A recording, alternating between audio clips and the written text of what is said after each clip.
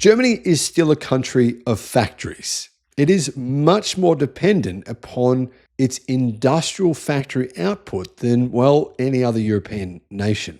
In fact, more than 20% of Germany's GDP simply comes purely from what it makes in those factories. But the German economic engine has stalled. There are various reasons for this. Very high production costs, bureaucratic requirements and taxes, regulations, very, very high labor costs, and also one key issue which, well, no one's really talking about, except for the CEO of Mercedes-Benz, who believes it is in crisis. The job cuts in Germany are staggering, guys. I cannot believe the global media are not mentioning this. I mean, every week we're seeing another company say, we're going to fire this many, we have fired this many, we will fire that many. We're seeing crazy information. 4 in 10 companies in Germany, 40%, in fact, more than 40%, will fire staff over the next 6 months. Bosch, up to 10,000 German jobs at risk as the market stutters. Volkswagen Group, saying we have to fire 35,000 staff in Germany. And now another automotive industry supplier will actually announce 54,000 job cuts. 54,000. Guys, if you put those three together, you're looking at about 100,000 job cuts just between those three companies. And that is really just the tip of the iceberg. The entire automotive industry in Germany is literally imploding. If you look at German media, we're not seeing it for some reason in the West, but if you look at what's being published in the German media, there is articles day after day after day. This is where jobs are being lost in Germany and where new ones are being created. I mean, the truth is that new ones are not really being created anywhere near fast enough to replace all the jobs that are actually going. Before news of this most recent critical loss of jobs, 54,000, which is huge, there's been talk in the German media saying that saving jobs is wrong. It's not even worth bothering. It's just like, it's too hard. Just give up. Essentially, the German government are obviously afraid that the automotive industry is crumbling and they want to save these jobs. Now, Spiegel said this: German industry wants to cut thousands of jobs and abolish job guarantees. The upheavals represent an opportunity for companies and employees. Saving every job is wrong. Here are the details behind what's been happening in Germany. Hello, my friends. Welcome to the channel. I'm Sam Evans. You're watching the Electric Viking. Great to have you with us. The European automotive supply industry has announced the elimination of thousands and thousands of jobs. And the association Clipper fears that the wave of job losses will continue for a very long time. The Chinese automotive industry is growing at the fastest pace in history. BYD are growing at the fastest pace of any car company in history. Zeekr is growing at the fastest pace of any EV company over the last few years. We've got multiple car companies that are growing at a record pace. Elite Motor growing at a record pace. And as I've said on the channel many times, this is a zero-sum game. If someone grows, somebody else shrinks. And really, we're not hearing about who is shrinking. We know Nissan shrinking. We know that's a big problem for them. We know the Volkswagen Group are shrinking. We know, to be honest, legacy automakers are all shrinking. A lot of this is being hidden, and I'll explain why it's being hidden in separate videos. But for example, General Motors reported that their sales went down by 14% in China last year. Now, is that really accurate? Well, not really, because an enormous percentage of General Motors sales in China in 2024 were made by their tri-venture. They only own 33% of that tri-venture. And the most popular car from that brand is the $5,000 car. So General Motors are basically making nothing on hundreds of thousands of cars in China. And that's the reason why they made a loss for 3 quarters in a row, hundreds and hundreds of millions of dollars. So there's a lot more going on here than what the media are actually disclosing to people. The situation in the automotive supply industry is threatening, says Automobile Whoosh. And guys, in the research of doing this video, I tried to sign up to some German media organizations that just report on the automotive industry. You know how old school their websites are? I've already paid them, but I don't know when I'm going to get access to this stuff. It took me hours to work out how to actually subscribe. Literally, their websites are from like 1997. And the process of signing up is 20 pages long. It's insane. And that's the problem with Germany's automotive industry. It is old school. It is working like it's the 1980s, the 1990s. And the cars are still being built in the same similar production lines in the same exact factories. There has never been a German car factory closed down, ever. So they're running incredibly, incredibly inefficient. And if you don't believe that that's true, well, maybe you'll believe this, the former CEO of the Volkswagen Group, Herbert Diess, who said it takes the Volkswagen Group 3 times longer to build a car than what it takes Tesla. In 2024 alone, companies announced they would cut more than 60,000 jobs in Germany, but most of them will be in the next 2 to 5 years. That's just in the supply industry, just the supply to the automotive industry in Germany. So we're going to see enormous, enormous job losses. What this means is that the German economy is shrinking, a rising number of company bankruptcies, and no signs of economic recovery, says Spiegel. There is hardly any good news for the German economy at the end of the year. Consumers are nevertheless somewhat more optimistic. But statistics and calculations by economists, says Spiegel Business, show that the German economy is in a very bad state. The German Institute for Economic Research sees no signs of an economic recovery shortly before the turn of the year.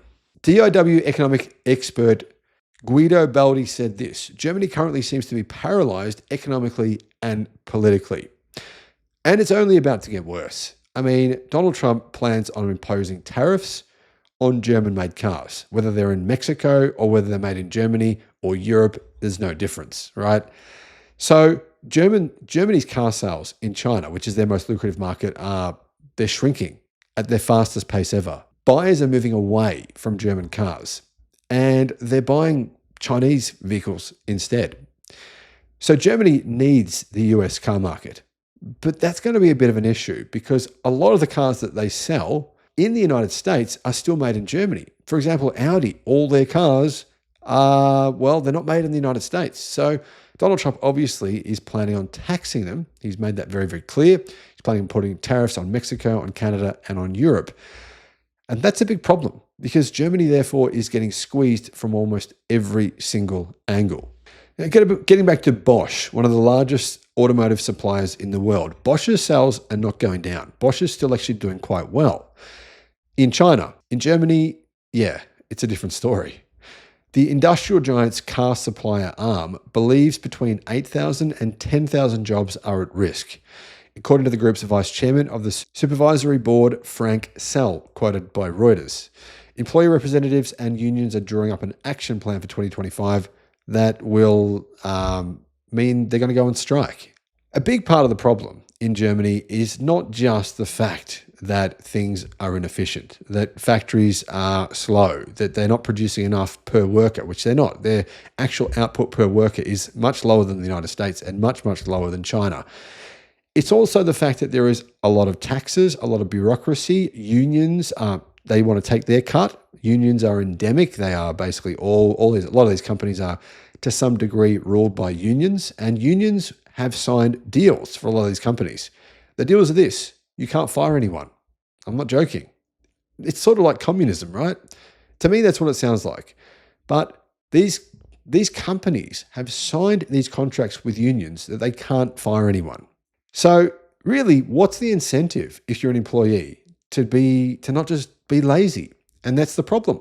The CEO of Mercedes-Benz has said that's a big issue at Mercedes. They get a huge number of staff simply not turning up to work for months, saying they're sick or something else. Tesla has faced similar problems. Mercedes-Benz CEO Ola Källenius says that sick employees are partly to blame for the crisis in Germany. In a recent interview with a German newspaper, Ola Källenius, the CEO of Mercedes-Benz, who has come under pressure after Mercedes-Benz sales fell in 2024, along with revenues and profits, which also fell. Volkswagen Group as well, same boat. Audi, the same thing. And of course, even BMW, even their sales fell.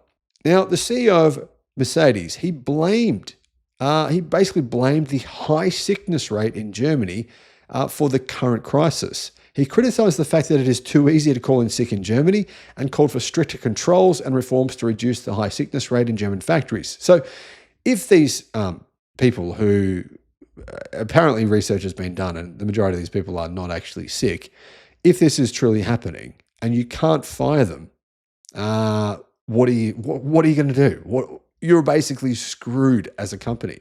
Kalanius emphasized that the sickness rate in Germany was disproportionately high compared to other countries. This is also the case in our German plants, said the CEO of Mercedes-Benz. Our plants are the same around the world, but they're the worst in Germany. The sickness rate in Germany is more than twice as high as anywhere else.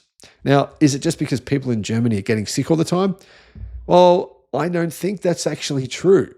In Germany, there's actually a very healthy population in general.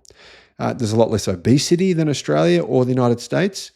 So I don't think that the reason is simply because the German population gets sick all the time. For him, the discrepancy is a clear sign that the sickness absence system in Germany needs to be reconsidered. If these figures are correct, then, well, this doesn't look good on Germany as an industrial centre. Now, compound this with other things like trying to get things approved. How hard is it to get things approved? Changes at your factory approved, right? Getting staff changes approved, getting product changes approved. Everything is a bureaucratic nightmare in Germany. And you can see very good evidence of this by what Tesla has gone through, what they've gone through not only in getting their factory approved and having the insane amount of protesters, environmental saboteurs, actually literally setting Tesla cars on fire, trying to set the factory on fire, which they partly succeeded in doing, camping out, doing everything they can to sabotage the company. This gives you an insight that if you build a company in Germany, if you build a factory in Germany, that's what you're going to go through. Years of permitting processes, everything made difficult, lots of lies spread about you by the media. Unfortunately, a lot of these lies are coming from these paid protesters who clearly have a certain agenda. Honestly, if you're going to set up a new company, would you be thinking to yourself, yeah, Germany, let's go there. That sounds great. So how will Germany replace all these lost workers? What are they going to do to stimulate their economy, which is clearly in a recession? Well, I don't think there's anything they can do. Bosch said this: the difficult economic environment and the ongoing transformation in the automotive industry are presenting us, like other companies in Germany, with major challenges. It is important for us to remain competitive under these conditions. What does that mean, competitive under these conditions? Well, it means this. It means a worker in China costs 80% less and they do twice as much work and they don't call in sick. Now, I'm not trying to say that that's a good thing. I'm just presenting the facts. So how can you compete with that? The cost of manufacturing, the cost of doing business in every way is cheaper in China.